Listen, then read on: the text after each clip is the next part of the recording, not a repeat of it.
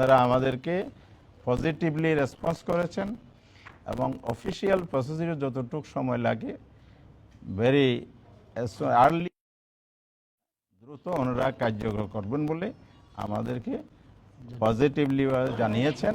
যে সম্মানিত সাংবাদিক বন্ধুগণ, আমরা আপনাদের সবাইকে আন্তরিক শুভেচ্ছা জানাই আর শুকরিয়া জানাই। গতকাল বাংলাদেশ সুপ্রিম কোর্টের সর্বোচ্চ যে আদালত আমাদের, সেই আদালত বাংলাদেশ জামাত ইসলামীর নিবন্ধন সংক্রান্ত যে হাইকোর্টের একটি রায় ছিল, সেই রায়টি রিভিউ পিটিশন, রিভিউ আপিল, যে রিভিউ না সরি এটা আপিল ছিল, আপিল সিভিল আপিল শুনানি হয়েছে। সেই প্রেক্ষিতে মহামান্য আদালত একটি রায় দিয়েছে। সে রায়ে নির্বাচন কমিশনকে বাংলাদেশ জামাত ইসলামীর নিবন্ধন রেস্টোর করা এবং পূর্বের অবস্থায় ফিরিয়ে দেয়া, অর্থাৎ 13 সালে যে রায়টা হাইকোর্ট দিয়েছিল এটা বাতিল করেছে এবং নির্বাচন কমিশনকে আদেশ দিয়েছে জামাতের নিবন্ধন এবং তার প্রাসঙ্গিক যত বিষয় আছে সব কিছু পূর্বের অবস্থায় নিয়ে যাওয়া। অর্থাৎ বাংলাদেশ জামাত ইসলামী 13 সালে রায়ের পূর্বে যেভাবে নির্বাচন কমিশনের নিবন্ধিত দল ছিল, বিগত ফ্যাসিস্ট সরকার অন্যভাবে সেটা কেড়ে নিয়েছিল, আমরা সে অধিকারটা পেয়েছি এই আদেশের মধ্য দিয়ে। আদালত এখানে ন্যায় বিচারের পরিচয় দিয়েছে, আলহামদুলিল্লাহ। সেই কারণে আমরা দলের পক্ষ থেকে আমরা 6 জন, আমি হামিদুর রহমান আজাদ, আমাদের assistant secretary general advocate Hasan Mahmud Jubayer, প্রচার সেক্রেটারি অ্যাডভোকেট মতিউর রহমান আকন, আমাদের নির্বাহী পরিষদ সদস্য মোবারক হোসেন, কর্মপরিষদ অ্যাডভোকেট জসিমউদ্দিন সরকার এবং আমাদের যিনি এঙ্গেজ লয়ার ছিলেন এবং তিনি জামাত ইসলামীর ঢাকা সিটির মজলিস শুরার মেম্বার অ্যাডভোকেট শিশির মনির, আমরা এই 6 জন এসেছিলাম। ইলেকশন কমিশনের চিফ ইলেকশন কমিশনারের নেতৃত্বে ফুল কমিশনের সাথে আমাদের মিটিং হয়েছে, সিনিয়র সচিবও সেখানে ছিলেন এবং ল ডিপার্টমেন্টের যিনি দায়িত্বপ্রাপ্ত উনিও ছিলেন। এই মিটিংয়ে এই আদালতের রায় এক্সিকিউশনের ব্যাপারে যে আমরা আবেদন করেছি ইলেকশন কমিশনের কাছে, সেটার উপরে ডিসকাশন হয়েছে।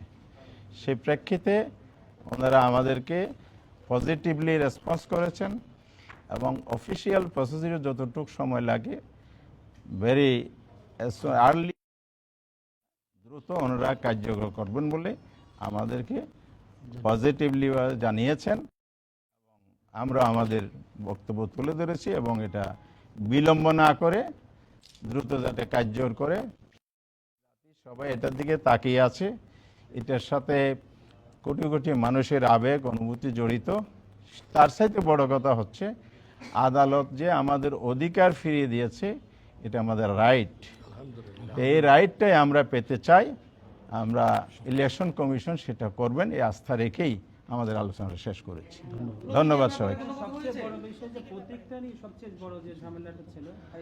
আপনারা লক্ষ্য করেছেন আদেশের মধ্যে বলা হয়েছে পূর্বের অবস্থায় ফিরিয়ে নিয়ে যাওয়া। জামাত ইসলামী, যেমন আমি 8 সালে ইলেকশন করেছি, নবম সংসদে ইলেক্টেড মেম্বার অফ পার্লামেন্ট ছিলাম, তা আমি তো দাঁড়িপাল্লা নিয়েই করেছি। তাহলে আদেশের আজ পর্যন্ত হাইকোর্ট যে অন্যায় আদেশটা দিয়েছিল, যে আদেশটা বাতিল হয়েছে সুপ্রিম কোর্টে, সেখানে তো প্রতীক সহই ছিল।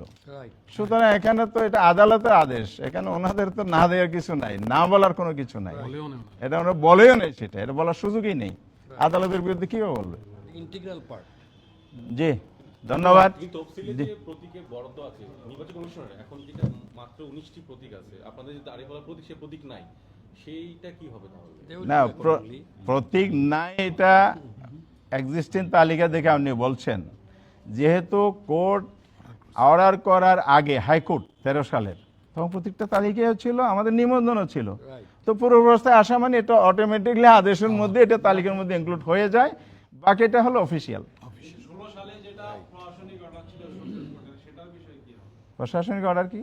আর এই যে প্রতীক।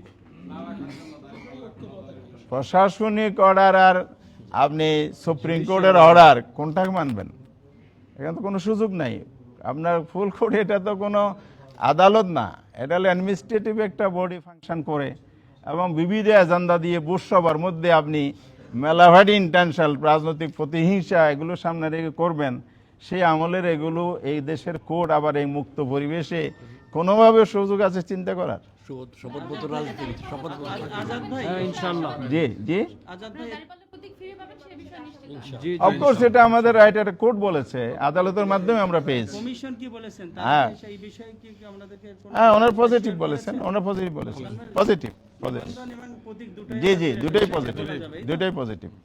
ধন্যবাদ। জি। Thank you.